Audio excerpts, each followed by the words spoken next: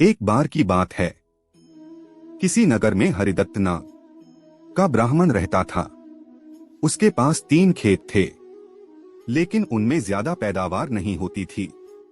एक दिन हरिदत्त अपने खेत में एक पेड़ के नीचे सोया हुआ था। जैसे ही हरिदत्त की आंख खुली, उसने देखा कि एक सांप अपना फन फैलाए बैठा हुआ है। ब्राह्मण को एहसास हुआ कि यह कोई साधारण सांप नहीं है, बल्कि कोई देवता है। ब्राह्मण ने निर्णय लिया कि वह आज से इस देवता की पूजा करेगा। हरिदत्त उठा और कहीं से जाकर दूध ले आया। उसने मिट्टी के बर्तन में सांप को दूध पिलाया।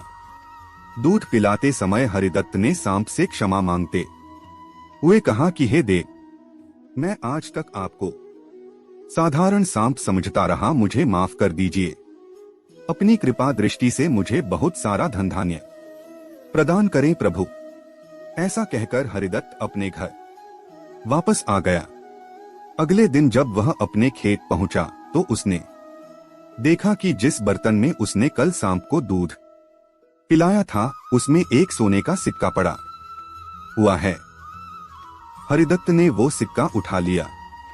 अब हरिदत्त रोज सांप की पूजा करने लगा और सांप रोज उसे एक सोने का सिक्का देने लगा।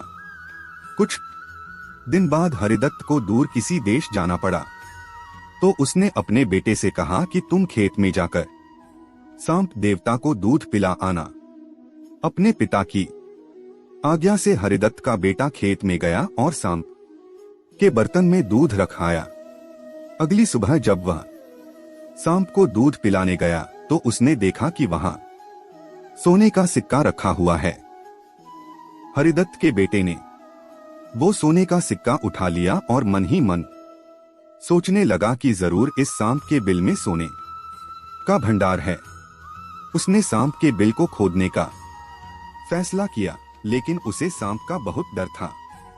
हरिदत्त के बेटे ने योजना बनाई कि जैसे ही सांप दूध पीने आएगा तो वह उसके सिर पर लाठी से वार करेगा, जिससे सांप मर जाएगा। सांप के मरने के बाद मैं तसल्ली से बिल खोदूंगा, उसमें से सोना निकालकर अमीर आदमी बन जाऊंगा। लड़के ने अगले दिन ऐसा ही किया, लेकिन जैसे कि उसने सांप के सिर पर लाठी मारी तो वो मरा नहीं, बल्कि गुस्से से भर उठा।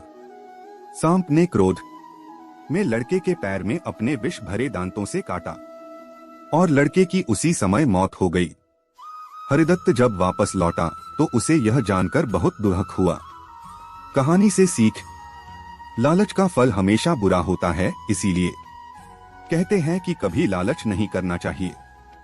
हमारे पास जो भी हमें उसी से संतोष करना चाहिए और हमेशा परिश्रम करते रहना चाहिए। ज्यादा के चक्कर में रहोगे तो आपका ही नुकसान होगा। कहानी पसंद आई तो हमारे चैनल को लाइक एंड सब्सक्राइब जरूर करें। धन्यवाद। आपका रिव्यू जरूर लिखिए। आपका दोस्त प्रिंस टाटावत। हमारे चैनल को सब्सक्राइब जरूर करें दोस्तों।